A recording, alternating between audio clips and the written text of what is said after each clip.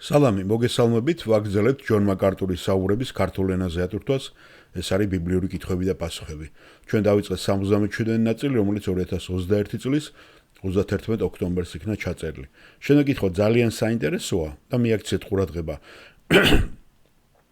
როგორ არის ეს ეხება ქართულ საზოგადოებას, ქართველ ერს, ქართულ სახელმწიფოს, რომელსაც ჰქონდა გამოცხადება და ის ჩემულობს და ტრაბახობს, რომ მეოთხე საუკუნიდან მას აქვს სახარების გარკვეული ცოდნა და იცით სახარებები ქართულ ენაზე ითარგმნა რაღაც ნაწილები ყოველ შემთხვევაში. ანუ მოვიდა ეს ჭეშმარიტება. რა მოიტანა ახლა გასაგებია ქალბატონო ნინომ, ეგ სხვა საკითხია, მაგრამ სახარება თვითონ, აი სახარება რომელსაც ჩვენ გითხულ, რომელიც სასიცოცხლოა, მას ჰქონდა ამას ხელწოდომა.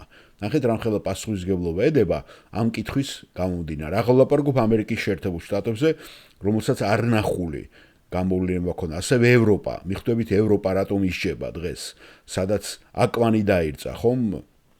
ასევე საბერძნეთი, ხო? თურქეთი გასაგებია ეს წარმართი არის, მაგრამ აქ ტერიტორიაზე იყო ყველაფერი ვრცელდებოდა. და ღმერთი ახლა უფრო მეტად ვის მოსთხოვს პასუხს, ვისაც ჰქონდა ეს ჭეშმარიტება და მაინც ზურგი აქცია მას. და ბოლო ოლიმპიადური თამაშები თუ გახსოვთ საბერძნეთში რომ ჩატარდა ათენში, როგორ აღნიშნეს ის წარმართული ტრადიციებით. როგორ არის წარმართობა მან ჩაძირული, ხო ძველიდან მოყოლებული და ამაყობენ. აღლაპარაკობ რომზე, იტალიაზე, ხო, სადაც აი ვატიკანი ნახეთ როგორ წარმართული მას ეწევა. აი ეს ყველაფერი უკვე პასუხს მოგცემ ჩვენ, ღმერთის სიტყვა სულიწმინდა წერილი ეს ისე არ დაბრუნდება მისი წამოსული, როგორც აფრთხილებდა ისრაელს, რომ თუ ის არ ივლიდა მის გზაზე, ნახეთ რა დაემართებოდა მათ, დედების შვილებს შეჭამდნენ. ესეც მოხდა 1-2 უკვე, ახდა ხო? იმაშიც ისრაელის ისტორიაში, ებრაელების ისტორიაში. და რატო ქრისტიანების გაფრთხილება რატო არ გახდება მასე? უფრო მეტად, ხო, როდესაც იესო ქრისტეს სისხლს, ესე იგი, ვინ იქნება უფრო მეტად დაშილი, ვინც იცოდა და ზურგი აქცია. ამასაც გვეუბნება, ხო, იგავს იესო ქრისტე, რომ პიროვნებას რო უთხრა წადი, ის არ გააკეთებს, გესმის, წავალო და არ გააკეთებს და მეორე არ წავალ და მერე გააკეთებს. ხო? გახსოვთ ეს. ასე რომ ეს ძალიან მნიშვნელოვანია ღმერთი როგორ უყურებს, როცა გავიგებთ ღმერთის მიდგომას და ეს ეხება ებრაელთა წერილის მე-6 თავს. მაგასაც წავიკითხავ ჩვენ. თუ ერთხელ უკვე განათლებული დაეცემენ, ამის შემდეგ კლავ უკვე ვეღარ განახლდებიან მოსანანიერებლად. მე კომპაქტური გავხარდე, რომ დატოვილიყო ეს სათაური. საღამომშვიდობისა ჯონ, მე მარკ კენინგემი ვარ. გამარჯობა მარკ. ჩემი კითხვა ეხება ებრაელთა მე-6 თავს.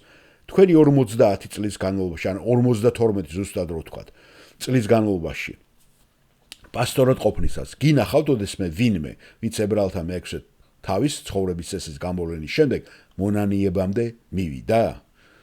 და მე წავიკითხავ ამ ადგილს. მე-6 თავი ეს ნაწილი, მე-6 მუხლამდე პირველიდან. ამიტომ მივატოვოთ ქრისტეს სიტყვის საწყისები და ვესწრაფოთ სრულყოფას. ნუ ღარ ჩაუყრით საძირკველს მკვდარი საქმების მონანიებასა და ღვთისრწმენას, ნათლობის, ხელდასხმის, მკვდართა აღდგომისა და მარადიული განგითხვის მოძღვრებას. ნახეთ როგორ აქტუალურია ქართველებისთვის ეს. ეხლა საფლავები და ვერ ჩორდებიან გაბრიელის საფლავს ის მონაზვნები, ხო? და აგრძელებს და ამასაც გავაკეთებ თუ ღმერთი ინებებს. ვინაიდან შეუძლებელია, ეხლა იწყება ეს. ვინაიდან შეუძლებელია, რომ ერთხელ უკვე განათლებულნი, რომელთაც მიიღეს ზეციური ნიჭი და სულიწმინდის მოზიარენი გახდნენ, იგემეს ღვთის სიტყვის სიკეთე და მომავალი საუკუნის ძალები და მერე დაეცნენ. ამის შემდეგ კვლავ განახდნენ მოსანანიებლად, რადგან ისინი ისევ ჯვარს აცვავენ, ძეს ღვთისას და ლანძღავენ. გახსოვთ ეს შეიძლება პარალელი გაგვახსენდეს ასევე იესო ქრისტეს გაფრთხილება ფარისევლებისადმი, რომ ყველაფერი მიიგეტევებათ, მაგრამ სულიწმინდის გმობა არ მიიგეტევებათ, ხო?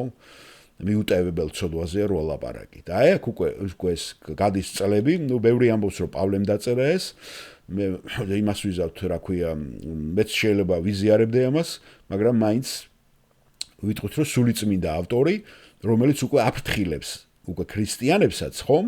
არა მარტო იმ ხალხს, ვინც იყო და ქრისტეს ასწავლებინა, არამედ უკვე ვისაც გაუმჟღავდება ეს სახარება, ვინც დაყობს დრო შეისწავლის, თავს უწოდებს ქრისტიანს და მაინც მერე ზურგს აქცევს ქრისტეს, რომ უკვე მისთვის მონანიება აღარ რჩება. აი ჯონ მაკარტური როგორ პასუხობს ამას. ფიქრობ, ებრაელთა მეექვსე თავის მიზანია თქვას, რომ ეს არ მოხდება. ხედავთ, ესე იგი, თქვენ ქონიათო ვინმე რომ მოინანიაო, ჯონს ეკითხება ხო ამას? და რომ ეს არ მოხდება. აი ამის შემდეგ, როცა ყველაფერი გაგდა, მე დაეცემი ხო შენ და იმას აღარ ხდება უმონანიება. თქვენ ფაქტზე საუბრო და მე ებრაელთა მეექვსე თავს უყურებ და გთხოვთ მოусვინოთ ამას. მათ შემთხვევაში, ვინც ერთხელ უკვე განათლდა, ეს არის მეოთხე მუხლი, სხვა სიტყვებით რომ ვთქვა, თქვენ გაქვთ სახარების სრული ცოდნა. თქვენ გასინჯეთ ზეციური ნიჭი, თქვენ მიიღეთ ხსნის გემო, თქვენ გახდით სულიწმენდის ზიარებული, ანუ თქვენ სულიწმენდის ძალასაც კი შეეხეთ. და ეს სიმართლე იქნებოდა ყველა ადამიანისთვის, ვინც იმ დროს იესო დედამიწაზე იხილა. ის ასწავლიდა მათ ისე, რომ განათლებული ყოფილიყვნენ. ის იყო უმაღლესი ზეციური ნიჭი და მათ გასინჯეს მისი სწავლება და მისი ცხოვრება და ისინი გახდნენ სულიწმენდის ზიარებული იმ გაგებით, რომ ყველაფერს, რასაც ის აკეთებდა სულიწმენდის ძალით. ამიტომ მაშინაც კი, როდესაც ის ასწავლოს ახდენდა, ან თუნდაც როდესაც ის აჭმევდა ხალხს, რომ გაამრავლა საკვები, ხომ? თევზიდაპური, ისინი სულიწმენდის ზიარებული იყვნენ. შემდეგ მეშვიდე მუხლში ნათქვამია და გაუსინჯეთ ღვთის გემო ღვთის კეთილ სიტყვას. სხვა სიტყვებით რომ ვთქვა, თქვენ შეეხვეწეთ სახარებაში ღვთაებრივ გამოცხადებას და მოგეცათ. მომავალი საუკუნის ძალებს გემო გაუსინჯეთ. ანუ თქვენ შეხედეთ ზებუნებრივ ძალას, რომელიც მომავალი საუკუნის ნაწილი იქნება. აქ სურათი არის იმ ადამიანისა, რომელსაც აქვს სრული გამოცხადება დღესაც და აქ არაფერია გამოტოვებული. თქვენ განათლებული ხართ თქვენს გონებაში, თქვენ სიტყვასიტყვით განიცადეთ ხსნის ზეციური ნიჭი, შესაძლოა ეს იყოს სხვისი ცხოვრება, რომელიც თქვენამდე შეიცვალა, თქვენ იყავით სულიწმენდის ზიარებული იმით, რომ ღვთის სიკეთე გადმოგეღვარათ. თქვენ ღვთის სიტყვის ჭეშმარიტი სწავლების ქვეშ იჯექით და თქვენს თვალწინ იხილეთ ღვთის ძალის დემონსტრირება. თუ თქვენ სრულად განიცადეთ ეს, ამბობს ებრაელთა მიმართ წერილის ავტორი, და შემდეგ მაინც განუდექით მას, სხვა სიტყვებით რომ ვთქვა, ზურგი აქციეთ, უკვე შეუძლებელია თქვენთვის განახლება მონანიებისათვის. ასე რომ, თუ ეს შეუძლებელია, ნიშნავს რომ ეს არ მოხდება. და დღესაც ჩვენ საწყო დროში იმ ადამიანებს, რომლებმაც სრულად განიცადეს სახარება, გაიცნეს ის, მაინც ზურგს აქცევენ და არ იწამებენ მას, ძალიან სახიფათო მდგომარეობაში აყენებენ საკუთარ თავს. ბიბლია ამბობს, რომ თუ სრული გამოცხადებით უარყოფთ და მან ყველანაირი ფრაზა გამოიყენა ამის აღსაწერად, თუ სრული გამოცხადებით უარყოფთ სახარებას, უკვე თქვენ აღარ შეგიძლიათ მიიღოთ. გესმით? უკვე სად მიდიხარ ამის შემდეგ? რაღა დარჩა? თუ ამ სრული გამოცხადებით უკან მაინც იხევთ ქრისტეს რწმენიდან, შეუძლებელია თქვენი განახლება მონანიებისათვის. სინამდვილეში თქვენ დამნაშავე ხართ უკვე ღვთის ძის ჯვარცმასა და მის აშკარა შერცხვენაში, ხომ? და მე-9 მუხლში ამბობს, მაგრამ საყვარელო, ჩვენ დარწმუნებული ვართ თქვენ შესახებ უკეთეს საქმეებში და იმაში, რაც ჩვენს ხსნას ახლავს თანო. ასე რომ, გადარჩენილი ადამიანები ამას არ აკეთებენ. ისინი უკეთეს რამეს აკეთებენ, იმას რაც ხსნას თან ახლავს. ასე რომ, ეს ნამდვილად განდგომილის ძალიან კლასიკური ილუსტრაციაა და განმარტება. ასე რომ, ჩვენ ვიცით, სოფლიოში ბევრი ურწმუნო უარყოფს ქრისტეს სრული გამოცხადების, სრული ცოდნის გარეშე. ჩვენ ეს ვიცით.